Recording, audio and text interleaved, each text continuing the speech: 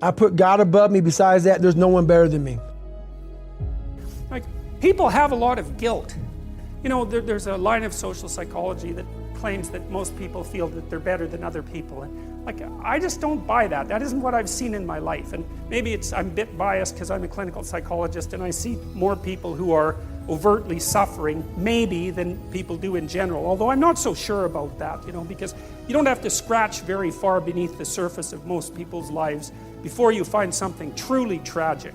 And I don't mean the sort of tragedy that you whine about. I mean, you know, your mother has Alzheimer's, or your best friend committed suicide, or you have a close relative with cancer, or you have a sick child, or, you know, there's something wrong with you, because almost everyone has at least one really terrible thing wrong with them. And if you don't, hey, you will, so, you know.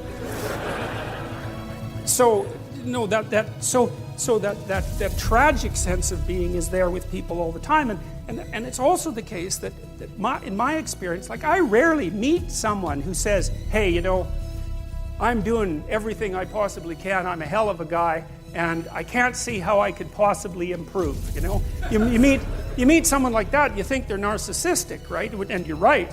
But most people don't feel that way. They feel like they could do a hell of a lot better than they are, and they're quite acutely aware of their faults, and they don't feel that they're what they should be.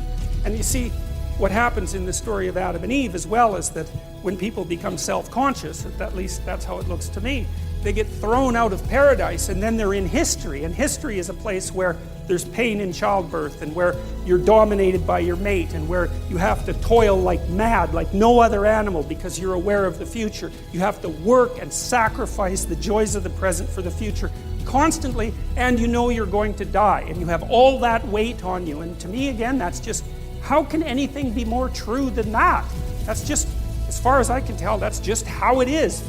Unless you're naive beyond comprehension, there's something about your life that is echoed in that representation. And why it is that, I mean, we're such strange creatures because we don't seem to really fit into being in some sense. I put every Navy SEAL on a pedestal. It's easy to do. You read the books about them, you see movies about them, superhuman. But what happens is, once you drop your own limitations, so one thing we do bad in life is we put all these people above you. Never put anybody above you, man. Make it an even playing field. But you can't make it an even playing field if you're not working your fucking ass off. I'm not saying not to respect people. You gotta respect people. But if you're playing tennis, right now there's tennis going on here in Queens. If you're playing tennis and you're playing Roger Federer, even Roger Federer is not here right now, but let's say you're playing Roger, best ever, arguably best ever. But I'm fucking good at tennis. But Roger's the best ever, that's in my fucking head. And we're playing a 5-set match, Grand Slam.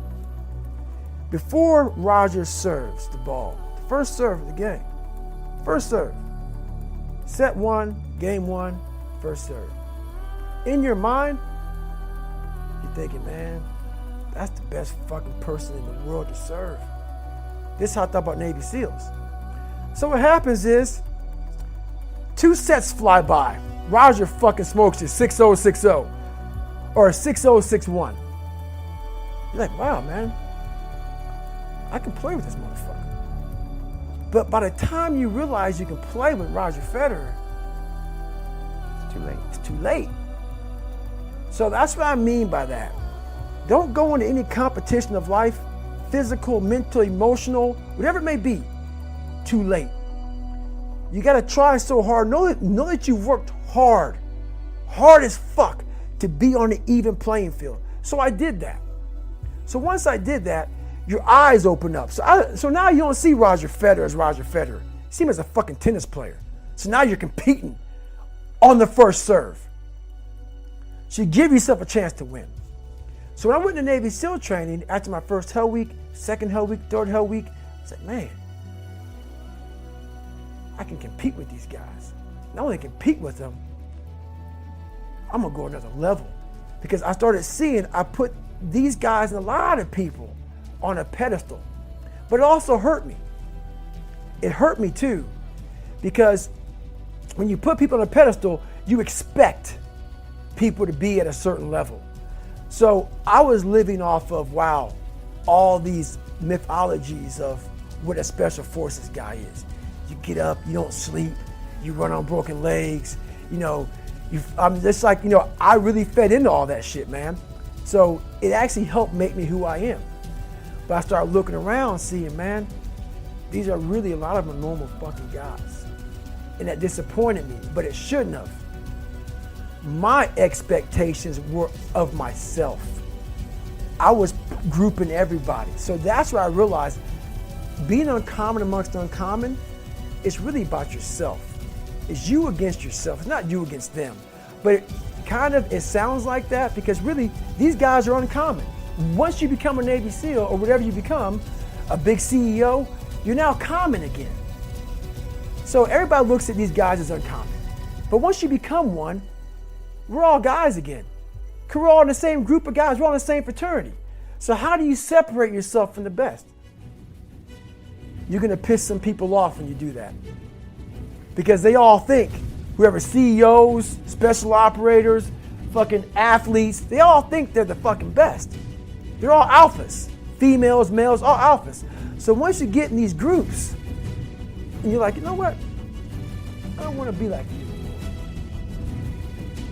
I want to be better than you. You want to push yourself even harder. I want to put all this shit to fucking shame. Not to put you down, but there's another level, man. I want to keep evolving. I saw these Navy SEALs before I became one. My God, they're better than me.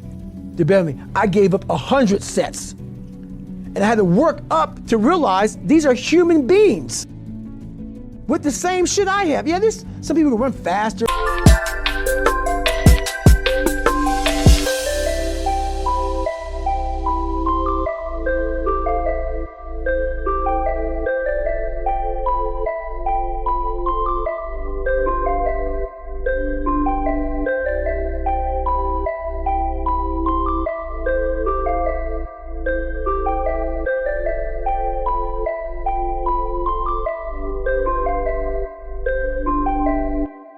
Swim better, but mentality's mentality. There's no, you're not gonna outwork me, so I'm gonna catch up somewhere. So that being said, I used all that 300-pound man, that fat guy, that dumb guy, and people say, why you say dumb? You have to be real with your fucking self. If you're not smart, you're fucking dumb, but you can become smart. You can become smart. It's not a permanent tag. You're dumb forever, you're fat forever. No, be raw, don't find the cushy word. So what I did with all this stuff is I realized, okay, here it is. This is what you are, David. But now check this out. And this is what's funny about this. This is not a lie. I don't bullshit. I used to bullshit all the time. I don't give a fuck who likes me. This book right here, I sat back when I was 300 pounds. So my strength was this. So this was funny. I swear to God on this.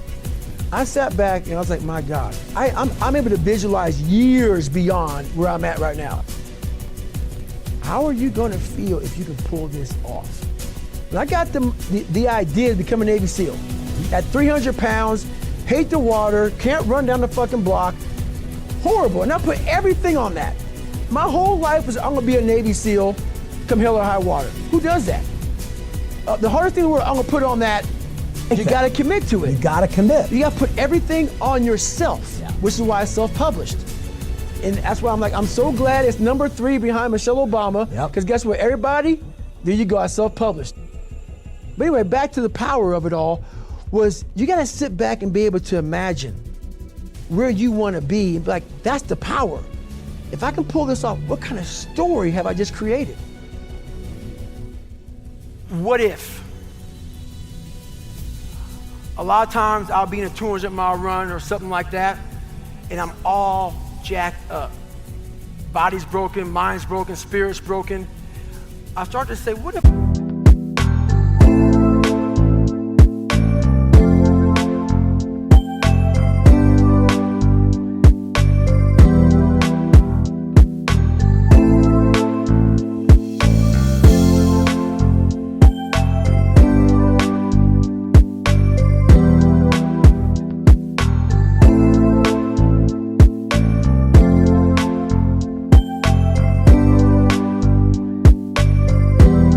Pull this off.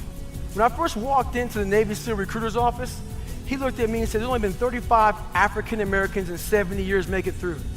You know what I said to myself? What if I can be the 36th? It's the what if I can pull off a fucking miracle.